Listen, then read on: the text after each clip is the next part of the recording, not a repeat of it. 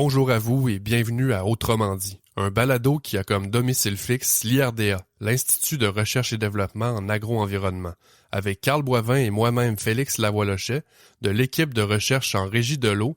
On discute de différents sujets ayant trait à la gestion de l'eau qui sont d'intérêt pour le secteur agricole du Québec.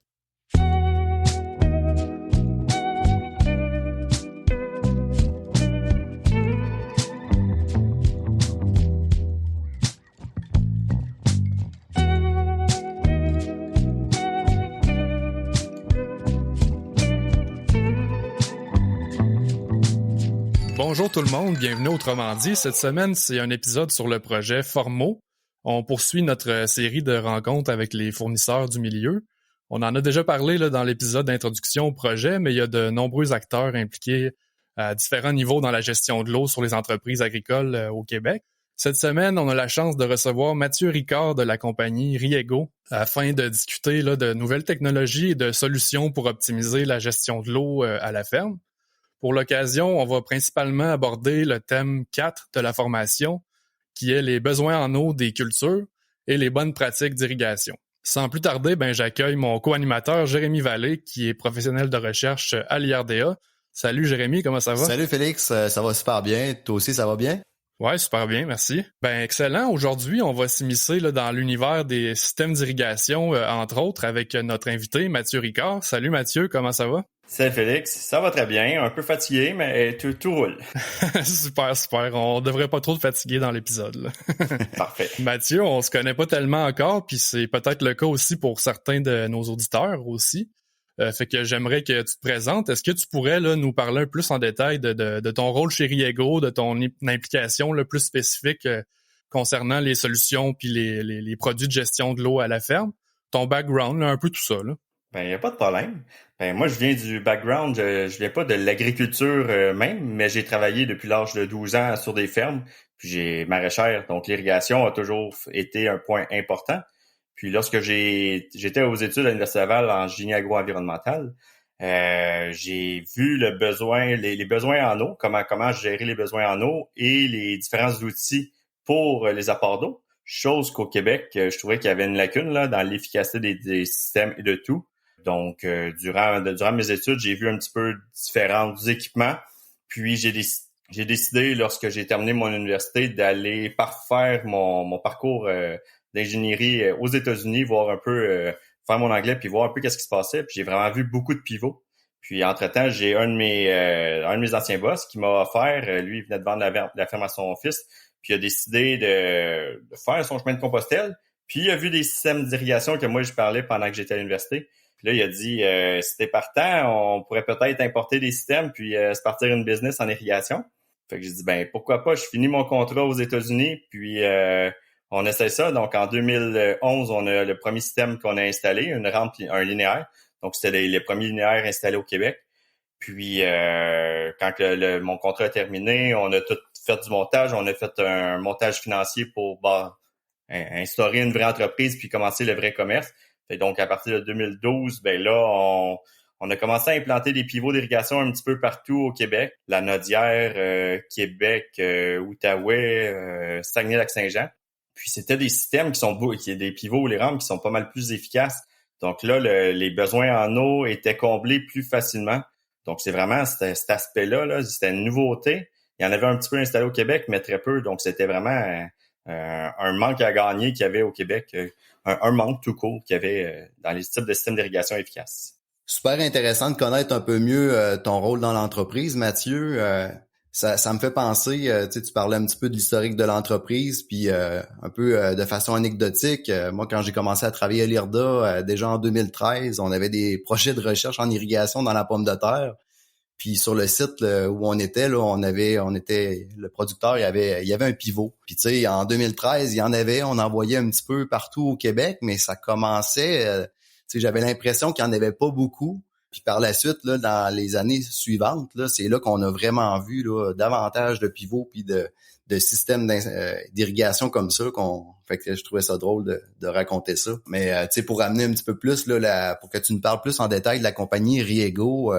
Riego, c'est de consonance espagnole, ça. Je pense, hein, tu pourras me le confirmer, mais Effectivement. on aimerait connaître, dans le fond, le pourquoi et le comment là, tu t'es intéressé aux technologies puis à la gestion de l'eau à la ferme, tu sais, puis aussi, quand tu as commencé l'entreprise, tu sais, les problématiques que les clients avaient, est-ce que tu as vu une certaine évolution là, au cours des années dans les problématiques là, que tes clients vivent là, au quotidien? Je dirais que oui, depuis les 12 dernières années, j'ai quand même vu une évolution des problématiques et des solutions.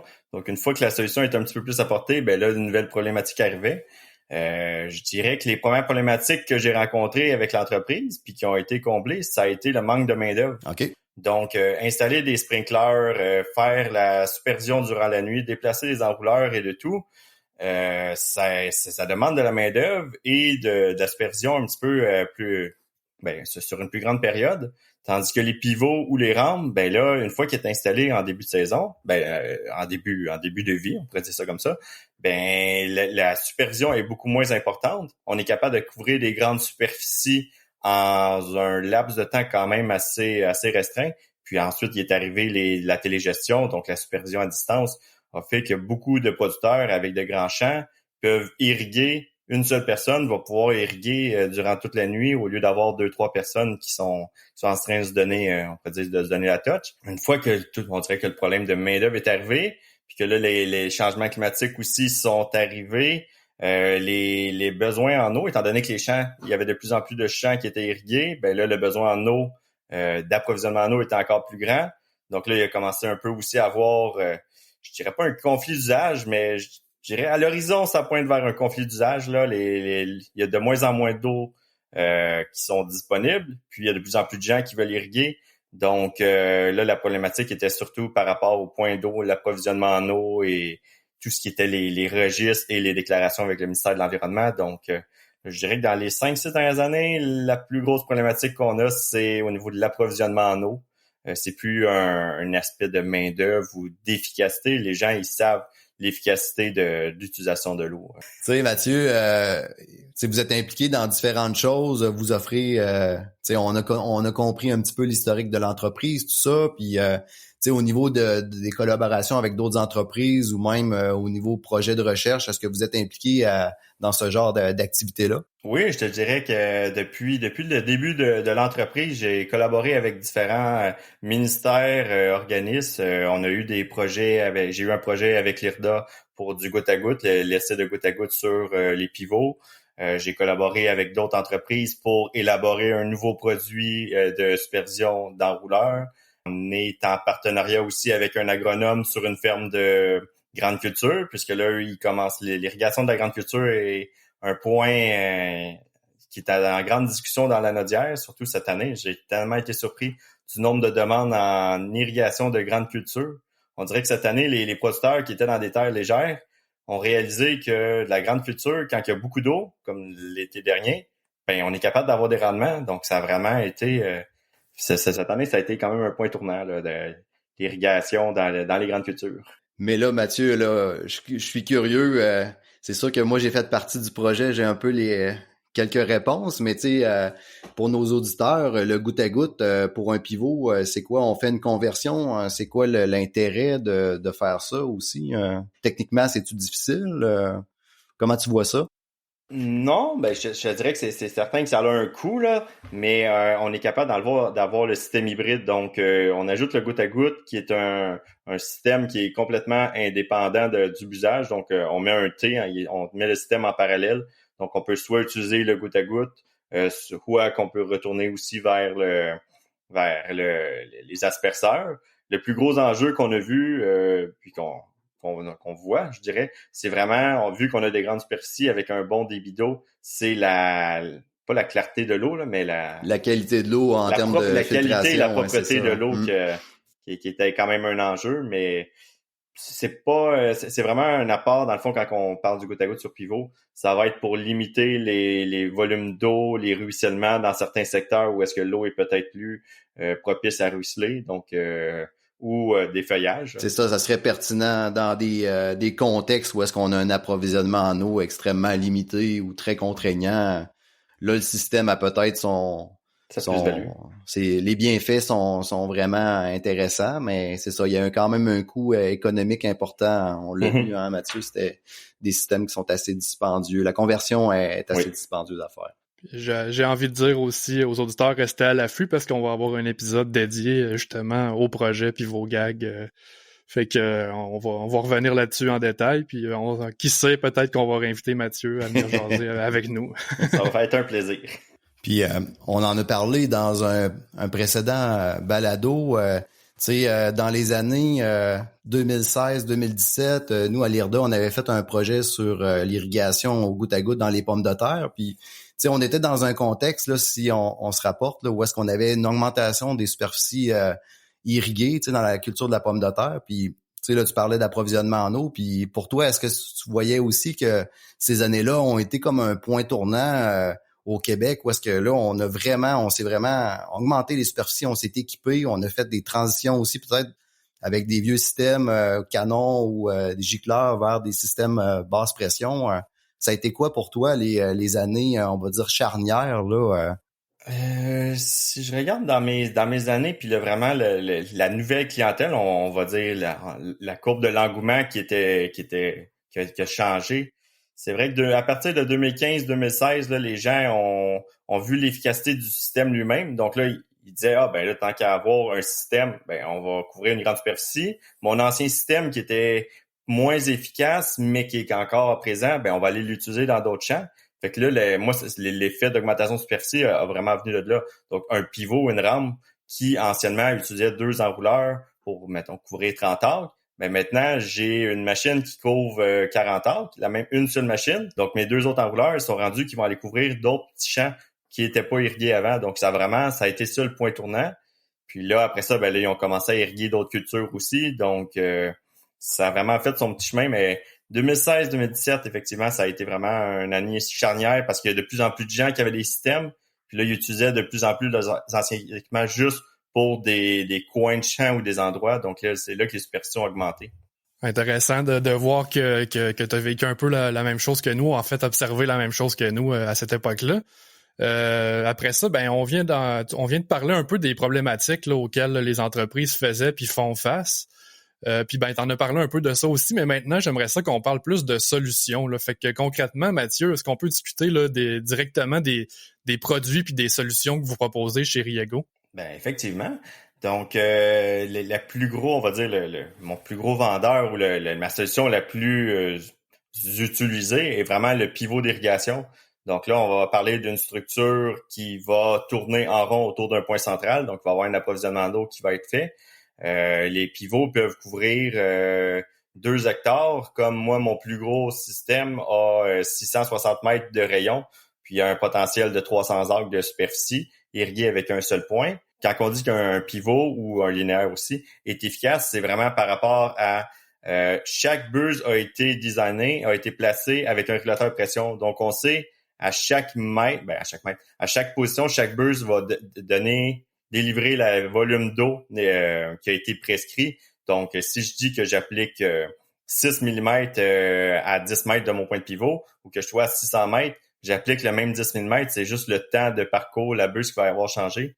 Donc là, c'est là qu'on dit que on a une uniformité de 80-90%, même dans certains cas d'irrigation, d'utilisation de l'eau. Mais il y a aussi l'aspect qu'on est capable d'emmener des petites quantités. Donc, on a, au lieu de, si je regarde avec un pivot ou même un sprinkler, on est quand même capable de le faire, mais avec un enrouleur, on va appliquer 1 pouce et demi, parce qu'on veut juste passer une fois. La capacité de notre champ l'a pas. Mais le pivot, lui, vu qu'on est facile à utiliser, on va peut-être passer 2 passages de 10-15 mm d'eau. Donc là, on va être capable au lieu de noyer la plante ou de tomber à capacité au champ, là, on va juste combler le besoin de la plante beaucoup plus facilement. Donc là, c'est vraiment là que le pivot ou la rampe a vraiment son effet d'efficacité par rapport à la pression, parce que même un enrouleur qui va falloir être à 120-130 livres de pression à l'entrée de l'enrouleur, idéalement, un pivot de 660 mètres va avoir besoin de 70 livres de pression, ou même, comme là en ce moment, je suis sur un chantier actuellement, c'est un pivot de 5 travées et l'objectif, c'est qu'il rentre à 50 livres de pression, puis qu'on soit capable de couvrir 300 mètres de rayon. Hein. Mathieu, dans le fond, on a toujours en tête que les pivots, c'est un point fixe, mais ça se déplace-tu, les pivots? Est-ce que on peut le déplacer d'un champ à l'autre ou c'est compliqué de faire ça? La réponse est oui et non. La réponse est oui, le pivot on peut avoir des pivots de type déplaçable, donc on va prendre à sa base, on va l'emmener à un autre endroit, puis on va faire son irrigation. Mais quand je parle avec mes clients, c'est est-ce que moi je recommande un pivot déplaçable d'une saison à l'autre pour éviter les bris, puis la fatigue qui peut être je parle des bris qui sont souvent suite à de la fatigue des opérateurs ou des utilisateurs. Donc oui, le pivot peut être déplacé d'une base à l'autre, donc on est capable d'aller augmenter nos superficies. J'ai quelques clients qui, eux, étaient déjà avec des enrouleurs, sont habitués. Donc là, eux, ils disent moi je le déplace à 2-3 bornes, puis il n'y a pas de problème, je m'en occupe, puis c'est beaucoup plus simple d'irriguer. Mais la majorité de mes clients, eux, qui ont des pivots déplaçables, vont les prendre à une base, puis d'une année à l'autre, vont les déplacer pour rentabiliser leur investissement. Puis un pivot aussi, Mathieu, y a-t-il des enjeux d'électrification? Parce que ces systèmes-là ont besoin d'une alimentation électrique. Il y a l'unité de pompage, mais il y a aussi l'opération du pivot comme tel. Comment ça fonctionne techniquement? Y a-t-il des enjeux? Actuellement, j'ai pas eu d'enjeux. Aux endroits où est-ce qu'on avait des enjeux, là, on était obligé de mettre des groupes électrogènes. Mais là, on a travaillé, j'ai travaillé en collaboration avec des électriciens puis des électromécaniciens. On a trouvé des alternatives que les clients, eux, souvent ont déjà chez eux. Donc, soit qui ont des génératrices 600 volts, parce que normalement, les pivots travaillent sur le 600 volts, sur le 3 phases, sur un autre type de voltage. Mais là, on a trouvé des alternatives avec des génératrices Honda de 6000 watts pour alimenter des pivots de 4 travées sur le monophasé. Puis même là, on est en test chez un de nos clients. Un appareil que j'ai découvert cet hiver aux États-Unis. C'est un appareil qui prend le courant monophasé 240, ça va me produire du 480 triphasé qui est fait pour être alimenté avec des panneaux de contrôle, parce qu'il existe des variateurs de fréquences qui, eux, vont prendre du mono, vont le convertir en triphasé pour un moteur unique. Mais là, l'appareil qu'on a découvert, c'est vraiment pour alimenter des panneaux de contrôle. Donc là, je vais contrôler 5-6 moteurs, mon panneau de contrôle, des automates, tout à partir de... Fait que ça, j'ai bien hâte de finir de le tester. Mais l'électrification qu'on a au Québec dans les rangs, je dirais que maintenant qu'on a soit le 600 volts, là, on passe des fils souterrains. Là, j'ai beaucoup... À l'œil comme ça, là, je dirais que j'ai à peu près 70% de mes pivots qui sont électrifiés. Oui, j'ai des génératrices à certains endroits, mais les autres, si on a du monophasé, on a une alternative. Puis si on a du triphasé, c'est encore mieux en fil souterrain. Puis c'est pour ça que je travaille beaucoup en collaboration avec des électriciens ou électromécaniciens pour trouver des solutions. Là. Des fois, j'ai même mon électricien a été faire des travaux au lac Saint-Jean parce qu'il y avait une solution. Puis les électriciens là-bas étaient pas fervents de notre solution, mais le client, depuis 2015, qui roule son système de cette manière-là. Là. Fait que c'est vraiment finalement des solutions aussi clés en main que tu peux offrir là, selon les problématiques ou les contextes. Puis là, on a les systèmes d'irrigation. Puis est-ce que Riego offre d'autres services ou d'autres produits au-delà des systèmes d'irrigation? Au-delà des systèmes d'irrigation, c'est étant donné que dans mes systèmes d'irrigation, ma majorité de ma clientèle était dans les pommes de terre. Il y a toujours eu des questionnements, vu qu'ils voyaient que j'importais des produits européens, il y avait des questions.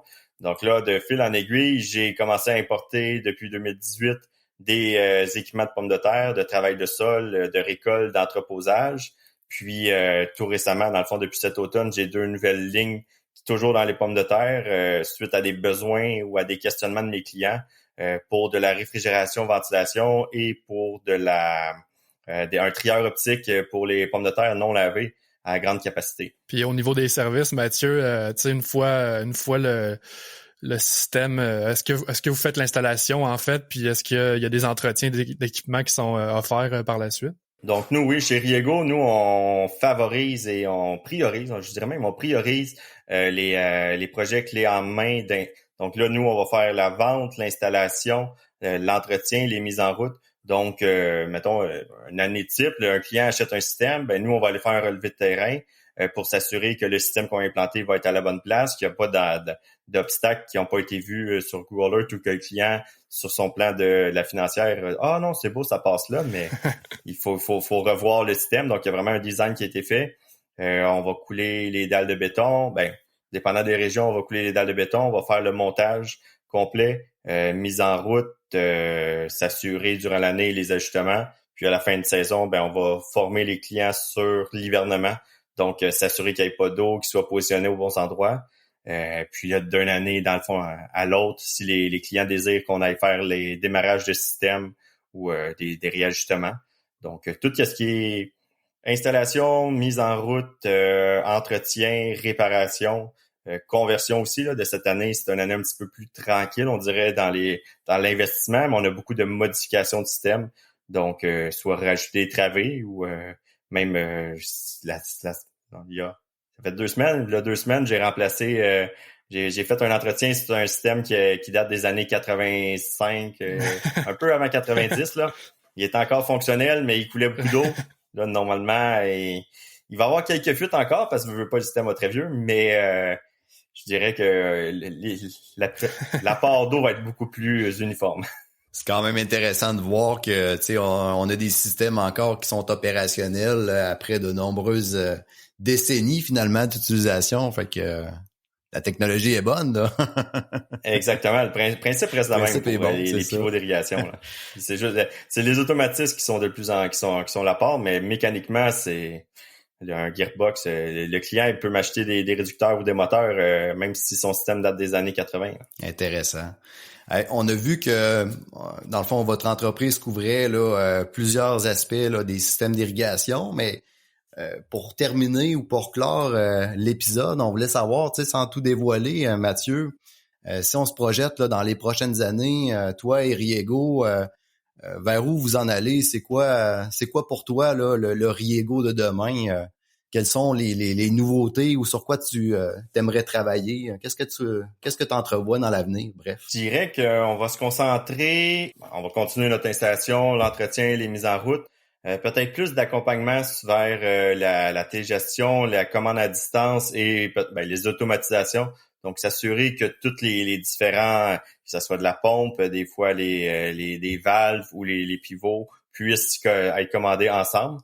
Donc, ça serait peut-être du moins de travailler avec des équipementiers ou d'autres gens pour vraiment faire un bon pas ramasser, mais s'assurer que tout parle facilement ensemble. C'est certain que, comme on l'a vu tout à l'heure, que je n'ai discuté un peu tout à l'heure, la problématique de l'approvisionnement en eau, en tant qu'ingénieur en agro-environnement, c'est certain que c'est quelque chose de préoccupant. Qu'est-ce qu'il y a les demandes de prélèvement d'eau, les registres. Donc, nous, on offre aussi durant l'hiver, on fait les registres de déclaration de prélèvement d'eau pour la majorité de nos clients.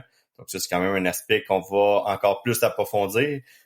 Donc, je dirais dans un avenir, je divulgage rien, mais dans un avenir semi-rapproché, il va y avoir un côté plus ingénierie vraiment pour accompagner les clients dans toutes les démarches auprès tant du MAPAC que du ministère, surtout du ministère de l'Environnement. Super, merci Mathieu, vraiment intéressant, en espérant continuer à collaborer dans l'avenir, puis merci Jérémy aussi pour la co-animation. Au plaisir, c'était le fun. Encore une fois aujourd'hui, là, un autre épisode là, intéressant avec on a appris toutes sortes de choses aussi, là, fait que voilà. Vraiment. Merci à tous et à toutes d'avoir été là, puis à très bientôt pour un autre épisode de Autrement dit. La formation portant sur la gestion de l'eau en milieu agricole dans un contexte de conflit d'usage et de changement climatique est réalisée grâce au soutien financier du gouvernement du Québec dans le cadre du programme d'appui à la lutte contre les changements climatiques dans le secteur bioalimentaire qui découle du plan pour une économie verte 2030.